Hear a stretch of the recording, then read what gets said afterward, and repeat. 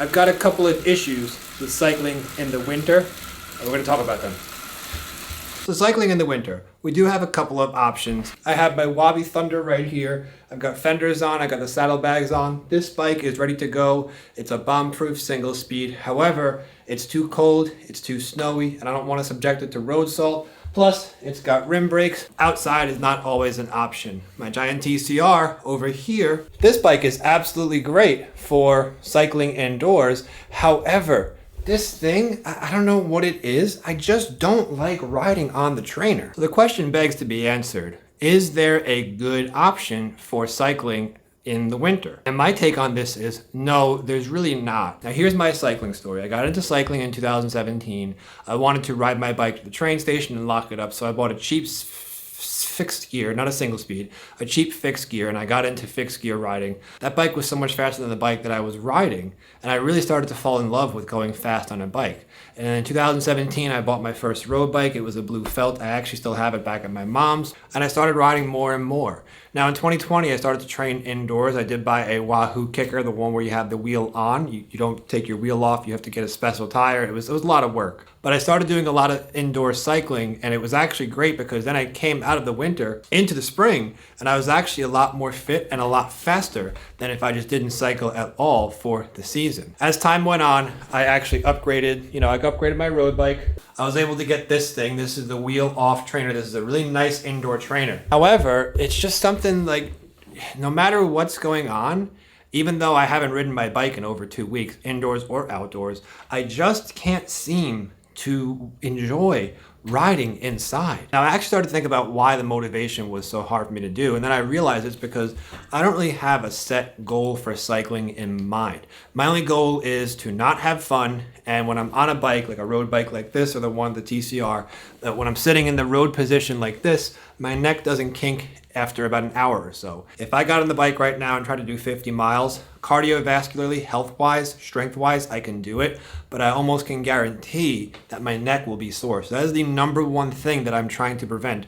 I don't care if I'm too slow. I don't care if I can't ride a certain distance. Again, my only goal is to be comfortable on the bike. Now, one goal that I had when I started cycling was to do a century ride. Now, September of 2023, which is a little over a year ago at the time of filming this video, I did complete a century ride in New Jersey on this bike, which is my giant TCR, and it was great, but that's something that I always wanted to do, so it was like I was able to check that off the list. So I don't have any more distance goals. I just don't want to get a kinked neck, and I want to be able to spend all day on the bike, or at least a couple of hours, riding around New York City, filming, making videos for you. I really love making videos, especially cycling videos. They're a lot of fun to make, a lot of fun to edit. My goal now is more just to stay comfortable on the bike. And if I come out of the winter and I'm slow, who cares? I could just ride more outside. But I've come to the point where I'm almost ready to sell this indoor trainer because as nice as a product as it is, and I've got the Zwift set up, I've got a fan, I've got a desk, I've got everything I need. I just can't motivate myself to get on that thing. What I'd rather do instead, I'd rather do this. I'd rather talk to the camera, make videos. I'd rather work on YouTube. I'd rather work on my bike, put fenders on it, clean it, and I'd rather go for a walk, take the camera out, take some video, take some photos, mostly video, or just go to the gym. Ever since I realized that I don't want anything to do with indoor cycling, even on Zwift, I've actually been going to the gym a lot more. I'm going like 4 or 5 times a week just because it gets my heart going. And now, of course, it's not the same. If I was actually doing like 10 hours a week on the indoor trainer, I'd be a lot faster the first day of spring on April. But it is a sacrifice I'm willing to make. I'm also trying to pare things down. I mean, look at how much space this takes up. I could fit 3 bikes there. I could fit wheels. I usually have wheels back there. I just moved them all out of the way just so you didn't see the mess. But I'm actually trying to pare down my items. I'm realizing that if I was able to sell the Wahoo kicker, I'd probably get a good bit of money out of it, maybe not full price, obviously not full price. What that would do is be one less thing, and this thing's heavy. And also what I'm realizing is I don't like proprietary products. I'm currently using a microphone right now that only works with this camera. You can't ride a single speed on the trainer. I've got 2 single speed bikes. They're great bikes. They're low maintenance. You get a great workout. They ride great. I can't use them on the trainer because this trainer is only for a multi-geared bike. It's for an 11-speed bike. Now I've got 2 11-speed bikes, But what if I want to get rid of one of the 11-speed bikes? What if I want to sell both and get a 12-speed bike?